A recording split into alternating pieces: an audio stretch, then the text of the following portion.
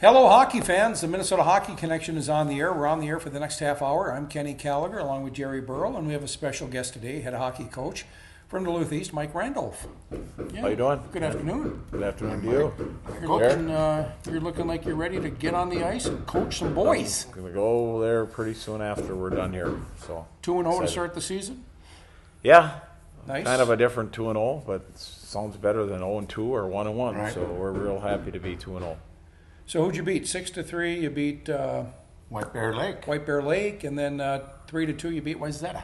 Yeah, the White Bear Lake. There's not a lot to like about that game, but other than the kids didn't give up. We're down 3-0 4 minutes into the game. Really? Yeah, that wasn't a 6 good way to unanswered start. goals. That's Yeah, that was pretty good. At the end of the first, it was 3-3. I didn't think we played very well in the second, considering we fought back from a 3-0 deficit. But it was what it was, and then we came out in the third, and I thought it was our best period of the night. And went to Wayzata, and I think we continued to get better as that game went on. And I think people, I don't know, I always regard White Bear's always good at the beginning of the year. So that's why we love playing at the beginning of the year. And Wayzata's always good. Always a good They're team. never a bad team. A lot of numbers. Numbers are never going to be bad, so that's a heck of a start. And the other thing is that people don't realize is White Bear played a game, which means a lot. Played a game before we played them, and Wayzata played what? Two games. oh boy. So 3 games, really, because they played Hermantown the night before. The first game I found a long time ago. The first game, you never know what to expect. You're kind of scared about that game. You never, no matter how much you practice, no matter how much you scrimmage, it's the first game. How have you done in those first games? Do you recall? Well, last year we had a pretty good team. Played in the state final, and we tied White Bear. We were lucky to tie them. And then I thought we played completely different and way better the Wayzata game. I don't know if you remember it last year, Jer. Right. We played. You played a good game against Wayzata last We year. did played a very good game, and Wayzata was a better team last year. They had I won't more say skilled players. More skilled players. Yeah. This year they're deep, and you can't tell a whole lot of difference between their first line and their fourth line. Right. And their defensemen are deep on D, and I was impressed with their goaltenders. So I would not want to play that Wayzata team or White Bear in the playoffs. They're both very good. Well, let's talk about your team, Duluth East. How skilled are they? Well, we like to think we're pretty deep up front. We'll be able to fight through some injuries. Right now we have Fitzgerald out. Jack Fitzgerald, who played in the state tournament last year and was a big part of our team last year, and he's a captain this year, and we're excited to get him back. He should be back. He may be back this week for contact or next week. And then on the back end, we've got a lot of inexperience other than Payne and Cochran. So we're going to kind of weed through that and see who ends up being our top D. And then in net, we have Hansen, who was the backup last year, and then a couple other kids pushing him. So it's early. We like our group. We think we've got potential of being a good team come the end of the year, and we'll just continue to go through some growing pains early and try and figure it out by February. I wasn't at the White Bear Lake, but when I heard it was 3-0 after 3 minutes, what the heck? But were they by mistakes, or did White Bear make mistakes? Mistakes. We gave up the puck. We had the puck on our stick, and we turned the puck over. 2 of the 3 were 2-on-1s in our net. And you're probably ready to go in the locker room right then and talk to the kids. You know, I really didn't react. It's the beginning of the year, and I didn't even call timeout. I just thought that I'm a believer in at the beginning of the year, let the kids figure it out. And they came back with 3 find out goals. what kind of character. Yeah, they came back. So that helped a lot.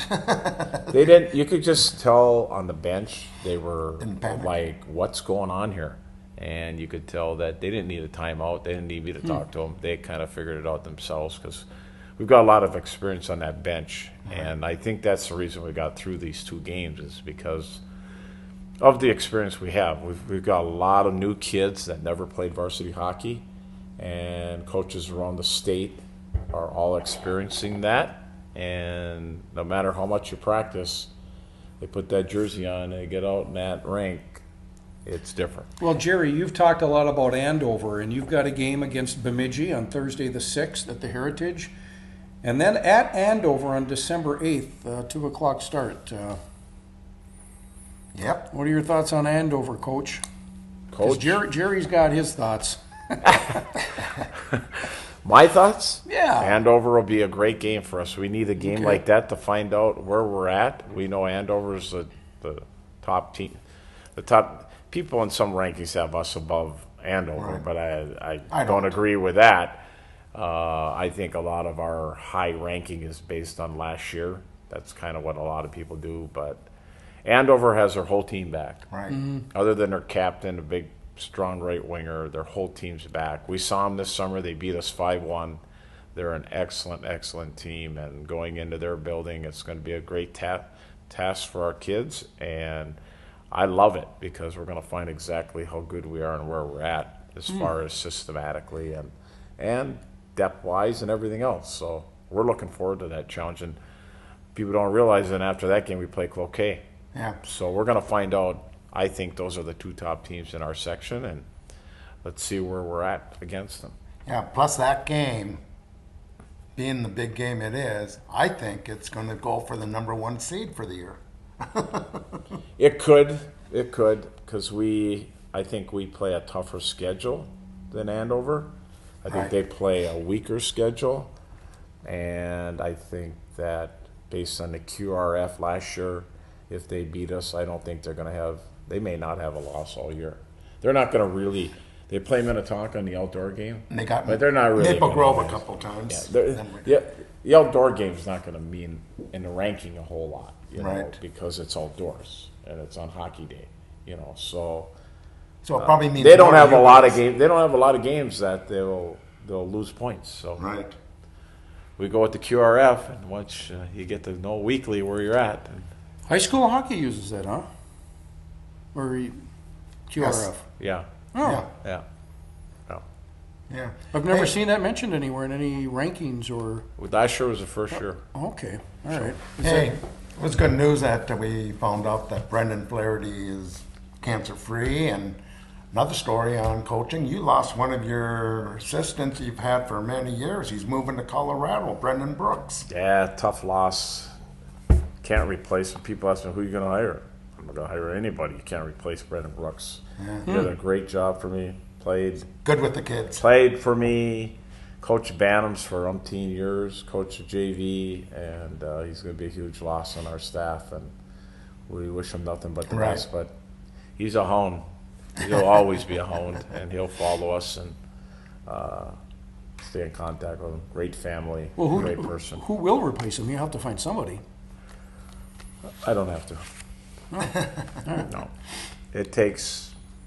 There's not another Brennan Brooks out there. So Okay. right now we'll go with what we got and go from there. All right. Plus, you got the new person that's helping out the team this year, Paige Stradioti. Oh, yeah. What does she do? She's a strength and conditioning coach. She basically stretched our guys and did some yoga with our guys during the state tournament last year as kind of an introduction to the team.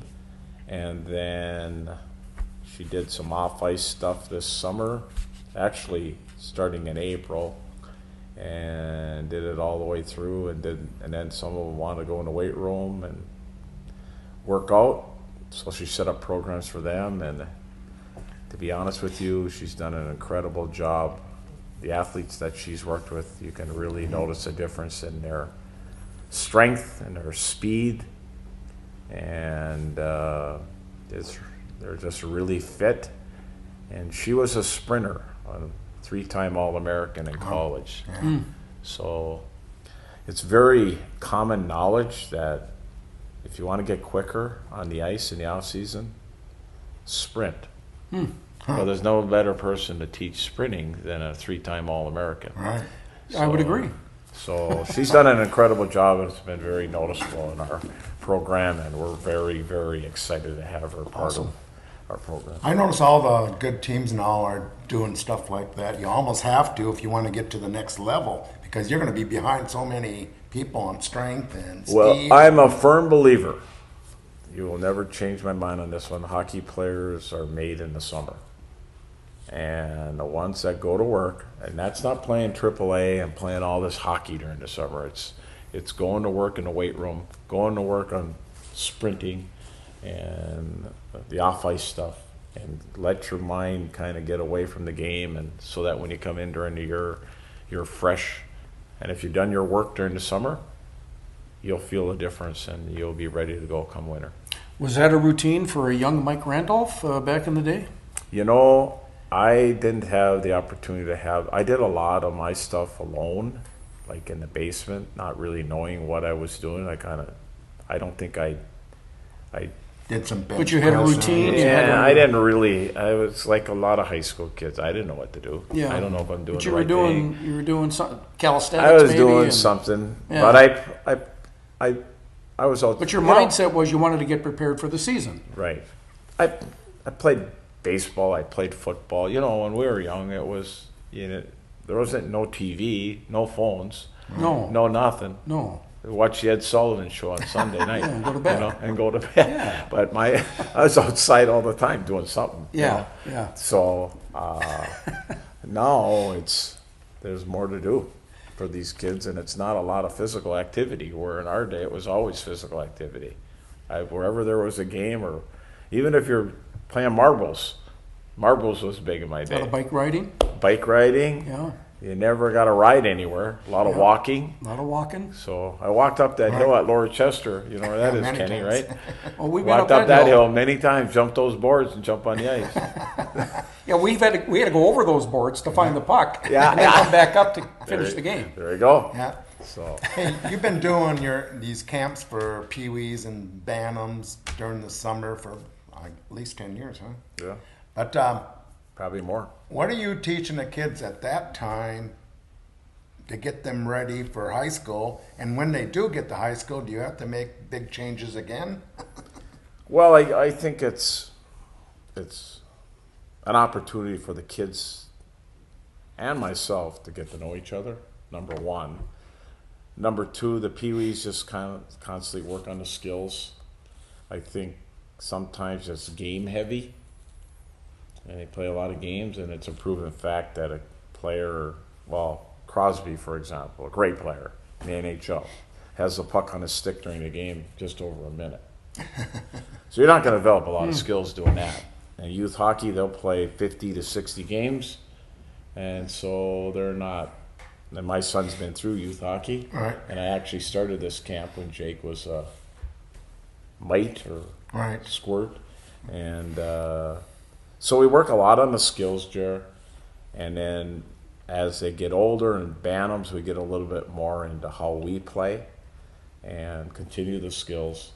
And then when they come in, it's most of them will play JV first, and then find their way up to varsity. What's the biggest change they have to make from peewee I think bantams the to high biggest. school? People say speed. I don't think speed is the biggest thing. I think the biggest thing, and it goes back to training, is physicality, Strength. strength. The difference between a senior hockey player and a freshman or a 10th grader is strength.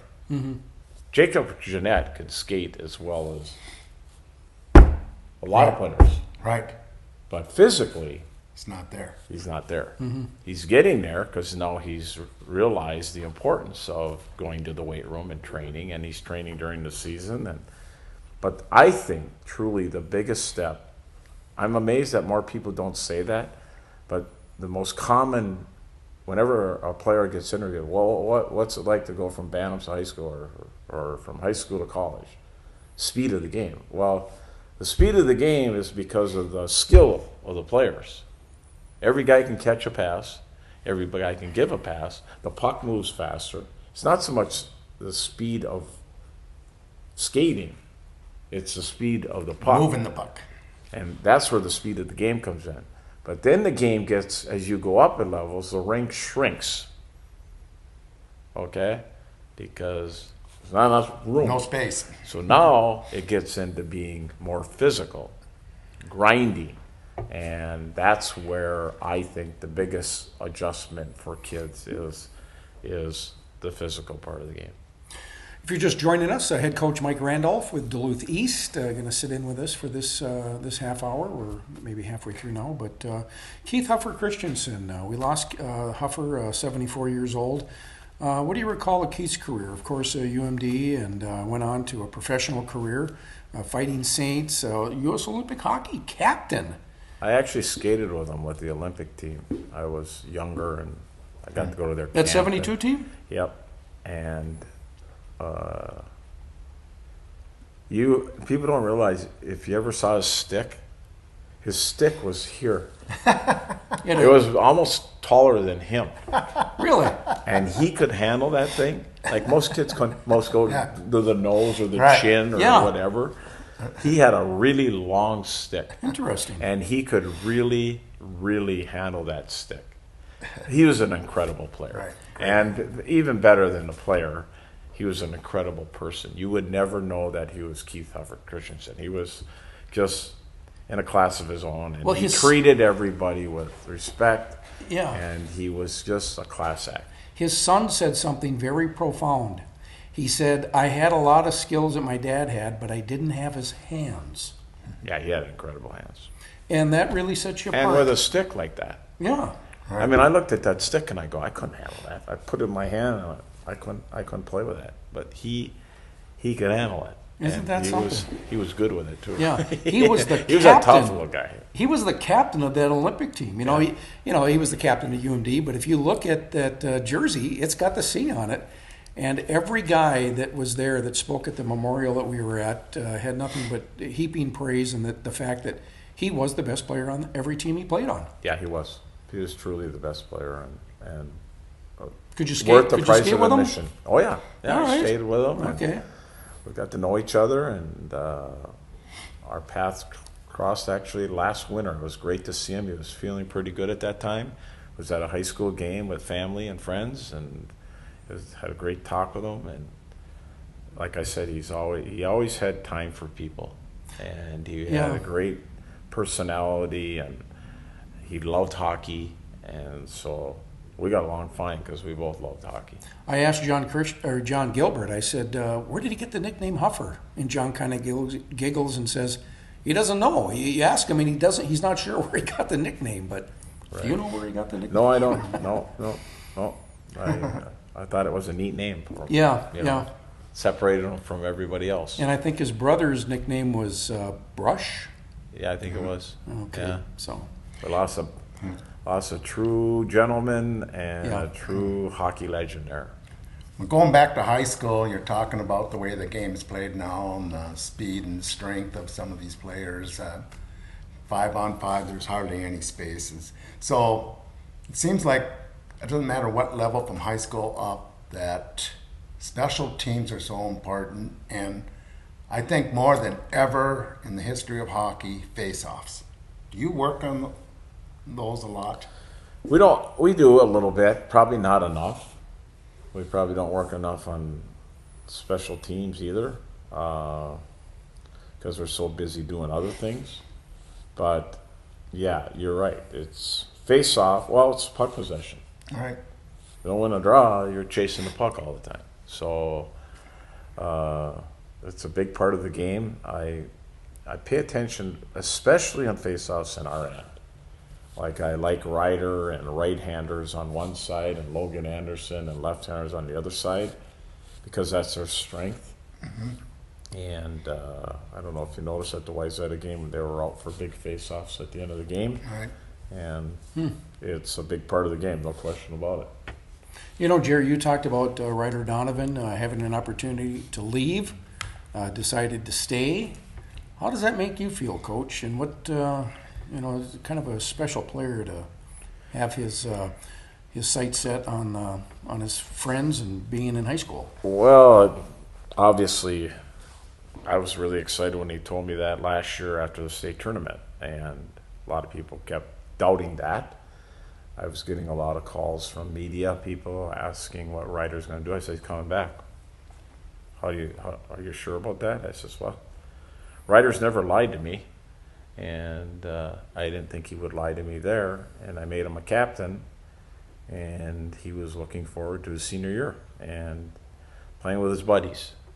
I did have an interesting conversation with him, with the U.S. team. Put a lot of pressure on him to come, and I remember him calling me in the summer, during the summer, I don't know, July or whenever, and he said, I'm getting a lot of pressure to come here and play for the U.S. team. And I said, Ryder, I want you to think about something.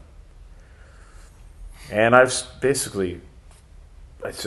you know what Jake does as soon as he gets home from Omaha for 4 years? He went to Glen Avon. So he said hi to us and he was gone. Hadn't seen us in a while. I said, Ryder, when you're in Ann Arbor or you're in Dubuque, okay? Got your rink in your yard, you walk out the door and you play in your rink. You grew up in that rink. If you go to Ann Arbor or you go to Dubuque, you will not have a rink to walk out and walk onto. So you have 1 more year to have your buddies over and play and whatever.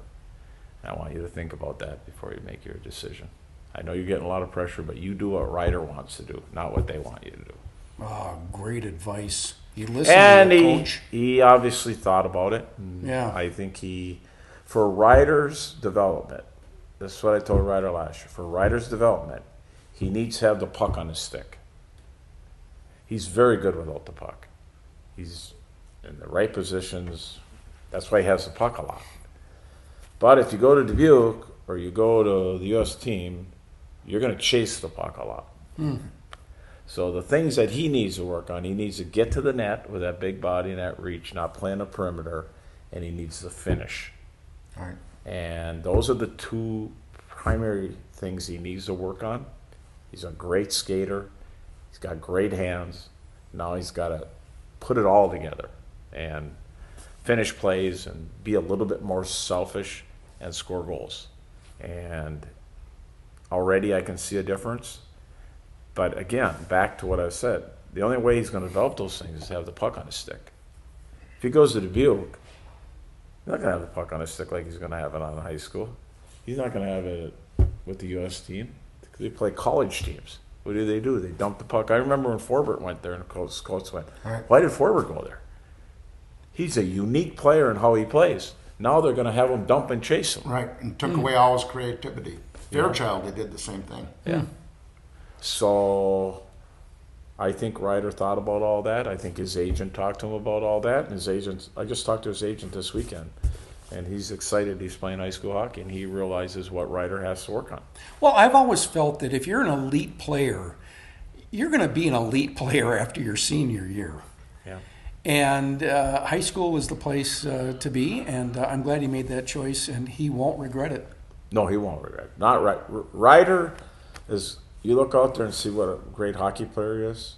He's a better person than a hockey player. There's not many that handle what he has coming at him right now. Now that he decommitted from North Dakota, he's constantly I'm getting phone calls about Ryder, college-wise. I'm getting phone calls from the NHL. I am. You can imagine what he's getting. So how he's handled it has been nothing but class. He just cares about our locker room, his teammates, and this team. And that's all he needs to worry about right now. So be a kid and enjoy your senior year. The focus is there for him then. Yep. He's not second-guessing staying or anything. Oh, no. Yeah. He'll never second-guess it. No. He's not that kind of person. I never understand people that do leave early because, like you're saying, you're leaving your friends. What's the hurry, you know?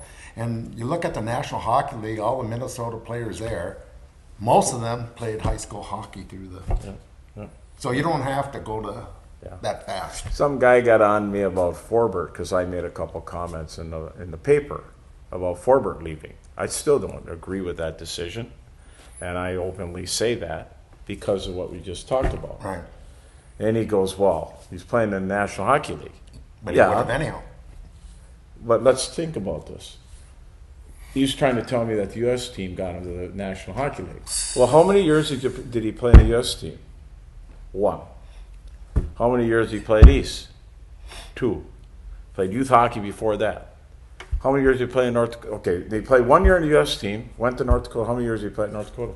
3. I think he played 4. No, he went after his junior. Okay.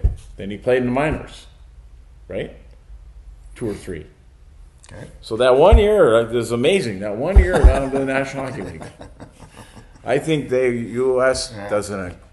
team does an incredible job for athletes around the country, but Minnesota has a perfect model, and I don't think you have to leave it to go to the National Hockey League.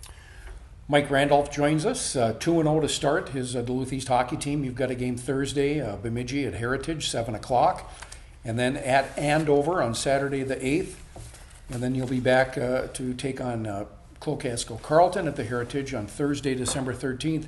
And then you've got some road games coming up at Centennial, at Duluth Marshall, at Lakeville North, at Champlain Park, and at Blaine. So tough schedule. Yeah, we're on the road a lot this year, and it's a tough schedule, and we love tough schedules because you don't learn a lot about yourselves by not having a tough schedule. And you're used to going on the road, and you get to know your bus driver better. Oh, yeah, Barney. Barney. I'm looking at this Saturday, December 29th at Blaine's. Saturday, 7:30? Yeah. Is that by design, or? I don't have anything really to do with the times of the games. What we'll do is we'll go down and play Champlain Park, and then we'll come back. Oh, you're going to come back? We're going to come back and go back down. Okay. Yeah. So. Final couple of minutes here. We want to thank the staff at PACT-TV where this program's produced. Check us out on Facebook. Like us there. Go to our website, MinnesotaHockeyConnection.com. Jerry does all the content there, does great content. And with his rankings and what have you. We have a YouTube channel. Check us out there as well. And we want to thank Coach Mike Randolph from Duluth East. Good luck this year. Thank you, Ken. Yeah. It's always good to see you. Yeah. Thanks, Coach. Yeah. Thanks, Jer.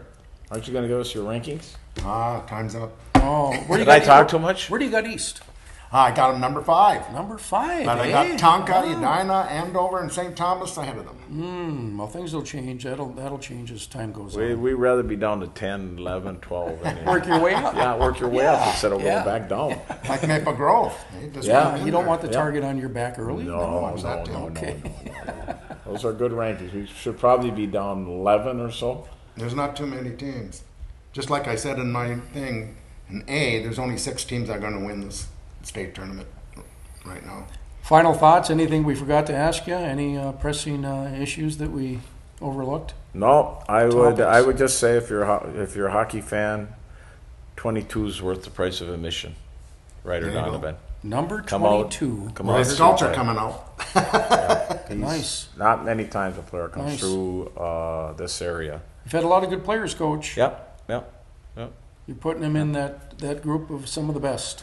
Well, I hear people to this day regretting not watching David Spihar play all of his career for $5. Yeah. And Wow. they only come through one time, and then We miss David Spihar. I saw him this weekend. Good. Yeah. We've got to go. Again, thank you for watching. We'll be back here next week to drop the puck. Thank you, guys. Thank you.